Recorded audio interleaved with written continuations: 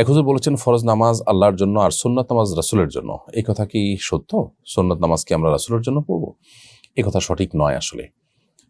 তিনি হয়তো বোঝাতে ভুল করেছেন অথবা আপনি বুঝতে ভুল করেছেন, এমনটাও হতে পারে।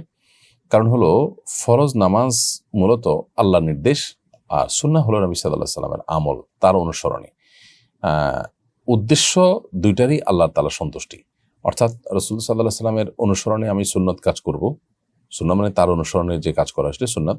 তো সেটা কেন করব? আল্লাহর খুশি করার জন্য। কারণ রাসূল আকরাম সাল্লাল্লাহু আলাইহি সাল্লাম অনুসরণ করলে আল্লাহ তাআলা খুশি হন। আল্লাহ বলেছেন, কুল ইন কুনতুম তুহিব্বুনাল্লাহা ফাত্তাবিউনি। হে রাসূল বলে দিন, তোমরা যদি আল্লাহকে ভালোবাসো তাহলে আমার অনুসরণ করো। তাহলে রাসূল সাল্লাল্লাহু আলাইহি ওয়াসাল্লাম সুন্নাত অনুসরণ করলে, মানলে আল্লাহ খুশি হবেন। সেজন্য আমরা সুন্নত মানি। আবার ফরজ কেন করি? আল্লাহ তাও সন্তুষ্ট হবেন, বিনিময় দিবেন, আল্লাহ নির্দেশ পালন হবে সেজন্য। তাহলে সুন্নত এবং ফরজ সবগুলোই আল্লাহর জন্য, কোনোটাই একটা আল্লাহর জন্য একটা রাসূলের জন্য এরকম বলা সঠিক নয়। তবে একটা আল্লাহর তরফ থেকে নির্দেশ হিসাবে আসছে, আর রাসূল আকরাম সাল্লাল্লাহু আলাইহি সাল্লামের তরফ থেকে তার আমল হিসাবে আসছে। সেটাও আল্লাহ তাআলা তাকে গাইড করেছেন অলৌকিকভাবে, অদৃশ্যভাবে। বাট একটা রাসূল আকরাম সাল্লাল্লাহু আলাইহি সাল্লাম থেকে আমরা পেয়েছি, একটা আল্লাহ থেকে পেয়েছি। আল্লাহ থেকে যেটা পেয়েছি রাসূলের মাধ্যমেই পেয়েছি।